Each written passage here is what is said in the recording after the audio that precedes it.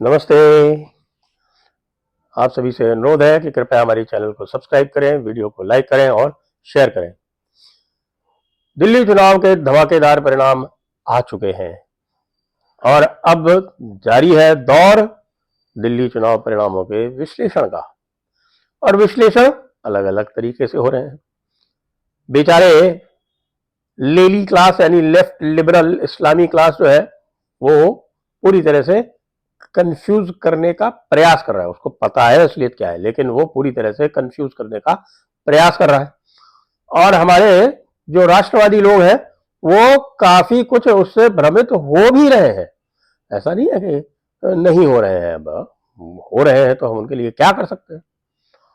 अब आप ये देखिए कि एक जो बड़ा नैरेटिव चलाया जा रहा है वो ये चलाया जा रहा है कि साहब देखिए, कांग्रेस ने वोट काट दिए, वरना तो जीते हुए थे हमारे भाई लोग। कि कांग्रेस ने साहब 6.25%, 6.3, 6.4% वोट ले लिए, और जो अंतर है वो तो मुश्किल से 2% का है, 2.5% का है। तो 2.5% के अंतर से बीजेपी जो है वो 8 से पहुंच गई 48 पर। और बेचारी आप, जी हाँ, वही बेचारी आप जिसके वोट में लगभग 12% की गिरावट आई है, 12% की गिरावट आई है, वो बेचारी हो गई। अच्छा, आप ये भी देख लें कि कोई भी एक भी विश्लेषक को मैंने नहीं देखा कि जिसने भारतीय जनता पार्टी के वोटों का विश्लेषण करते समय जेडीयू और एलजेपी इनको भी साथ में रखा हो, क्योंकि दोनों को मिला के 2% वोट और है। तो भारतीय जनता पार्टी 45% पे नहीं है भाई साहब, 47% से ऊपर है।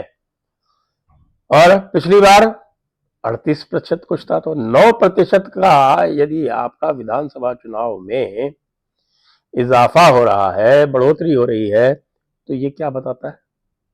इसकी तरफ नहीं देख रहे हैं। हमने अभी देखा कुछ हमारे ग्रुप है राष्ट्रवादी, वो भी जो है बड़े दुखी टाइप के थे कि हाँ जीत तो गए, लेकिन साहब क्या है कि ये तो हम कांग्रेस की वजह से जीते हैं, नहीं तो पता नहीं क्या कर रहे थे, कांग्रेस की वजह से जीते हैं। अच्छा, अब जरा थोड़ा सा परिणामों पर दृष्टिपात कर लें। कुल मिला के 10 सीटें ऐसी हैं, या 10 सीटें ऐसी हैं जो बताई जाती हैं कि जिनमें से आपके 30% से अधिक मुस्लिम वोट है। 70 में से केवल 10 सीटें ऐसी हैं इसमें मुस्लिम वोट अधिक है। अब इन 10 सीटों में भारतीय जनता पार्टी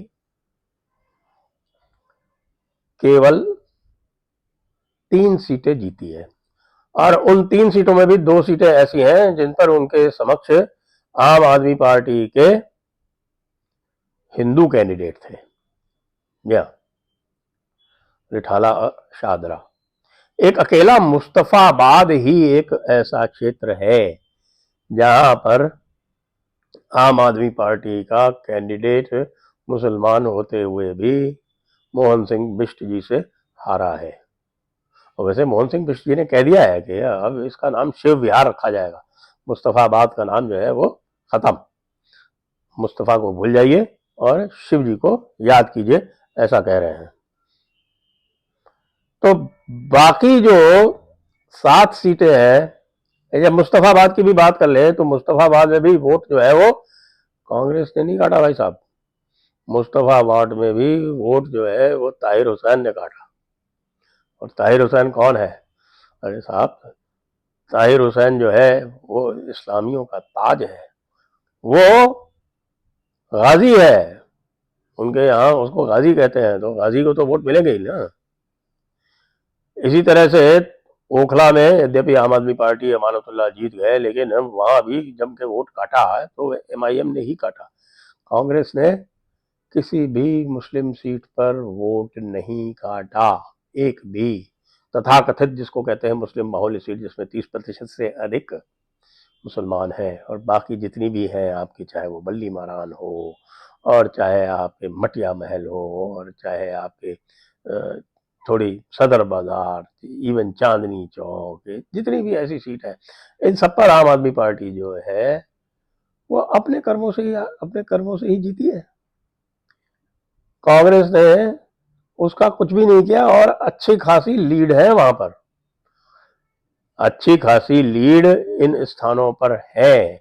अगर मान लीजिए इन स्थानों की लीड भी यदि आप 5,000 रुपए के अंदर में कर दें तो आम आदमी पार्टी आप जानिए कि 40% के नीचे आ जाएगी।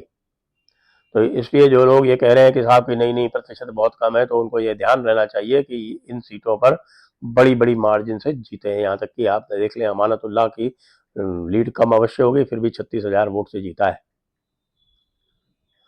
तो ये जो कथानक बनाया गया कि साहब आम आदमी पार्टी हार गई इनकी वजह से, कतई नहीं। रिठाला चादरा वहां पे मार्जिन पे 30-32% मुस्लिम वोट है, इसीलिए तो वहां हिंदू कैंडिडेट दिए ना आम आदमी पार्टी ने, तो वहां जबरदस्त कंसोलिडेशन हुआ है हिंदुओं का। तो असली जो इस चुनाव का जो परिणाम आ रहा है और जो इसका असली विश्लेषण है वो बटेंगे तो कटेंगे वाली ही बात है। यानी बटेंगे तो कटेंगे का नारा जो समाया हिंदुओं के बीच में, तो उसने एक है तो सेफ है की नीति अपनाई है, ये यहां से स्पष्ट दिख रहा है। और यही बात जो है वो बाकी जैसे आप देख लीजिए ना, एक और जो बड़ा कारण है भारतीय जनता पार्टी की जीत का वो है प्रवेश वर्मा। प्रवेश वर्मा के कारण आप ये देखिए कि जो दिल्ली वेस्ट की जो 10 सीटें हैं वो 10 सीटों में से 9 सीटें जीती है Bharatiya Janata party. Total SVEEP है। और टोटल स्वीप क्यों है? क्योंकि जाटों में ये मैसेज गया कि साहब प्रवेश वर्मा को सीएम बनाया जाएगा या प्रवेश वर्मा सीएम बन सकते हैं। उसका परिणाम आप देख रहे हैं कि जाट जो लगातार भारतीय जनता पार्टी के विरोध में जा रहे थे हरियाणा के कारण, उन्होंने अपना रुख पूरी तरह से बदल दिया।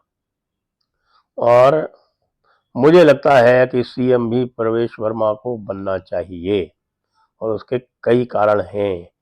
कारण हम यहाँ पर चर्चा भी कर सकते हैं और प्रमुख कारण ये है कि जिस प्रकार से हरियाणा में Bharatiya Janata party Jat versus others के संग्राम में अदर्स के साथ खड़ी हुई है, उस प्रकार उसके कारण जाटों का एक मुश्त विरोध देखने को मिलता है। कभी राजस्थान में, पश्चिमी उत्तर प्रदेश में तो इतना नहीं, लेकिन हाँ राजस्थान में, हरियाणा में, इन सब में देखने को मिलता है। तो और प्रवेश वर्मा जो है वो नई दिल्ली से जीते हैं, जो कि कोई जाट सीट नहीं है, एक पूरी कॉस्मोपॉलिटन सीट है, मिडिल क्लास की सीट है, और वहां से उन्होंने अपनी सीट जीती है। तो वे अपने आप को सर्व स्वीकार्य सिद्ध कर चुके हैं। ये एक बहुत बड़ा फैक्टर रहा है और इसको मुझे नहीं लगता कि भारतीय जनता पार्टी किसी भी स्थिति में अनदेखा करेगी। ये एक दूसरा बड़ा फैक्टर आया है। और तीसरी बात आती है कि साहब 13 स्थानों पर, जी हाँ ये भी आई, 13 स्थानों पर कांग्रेस के वोट जो हैं वो आम आदमी पार्टी की जो मार्जिन है उससे अधिक है। अब ये जो मार्जिन से अधिक है ना, ये बड़ी अजीब बात होती है कि साहब मार्जिन से अधिक है, लेकिन वो मार्जिन में किसको नुकसान कर गया ये पता नहीं चलता। मार्जिन से अधिक है तो कांग्रेस यदि आप देखें तो दिल्ली में लंबे समय तक सभी की स्वीकार्य पार्टी रही है और मुस्लिम वोट उसको मिला नहीं है, ये मैंने आपको अभी भी सिद्ध कर दिया। तो यदि कांग्रेस नहीं होती तो जो बाकी मुस्लिम माइनस वाला जो वोट है वो किधर जाता, ये आप अपने आप अनुमान लगा लीजिए, मुझे कुछ विशेष कहने की आवश्यकता नहीं है। जो लोग कह रहे हैं कि 15% वोट गया मुसलमानों का, वो जो तथ्य सामने है उनसे मेल नहीं खाते। 2-4% से ज्यादा मुसलमानों ने किसी भी कंटेस्टेड सीट पे कांग्रेस को वोट नहीं दिया है। हर कंटेस्टेड सीट पे उनका वोट लगभग पूरी तरह से गया है तो आम आदमी पार्टी के साथ ही गया है।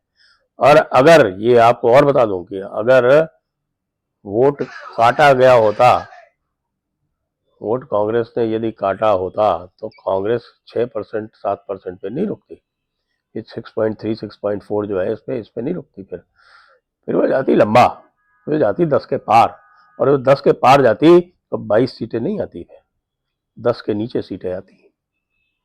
यानी ये जो 7 मुसलमान सीटें जो जीती हैं आम आदमी पार्टी ने, इसके अलावा इनको आपको इनकी एक भी सीट देखने को नहीं मिलती। ये तो है चुनाव का असली विश्लेषण। बाकी कहने को कहानियां और किस्से आपको बहुत कुछ सुनने को मिल जाएंगे। अरविंद केजरीवाल को ही देख लीजिए, संदीप दीक्षित ने वोट कौन सा काटा।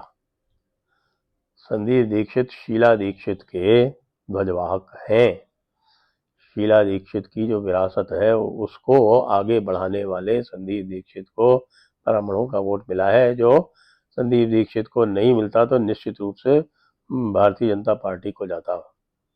नई दिल्ली में ब्राह्मणों की अच्छी संख्या है, उनमें से कुछ प्रतिशत ये संदीप दीक्षित की तरफ गया।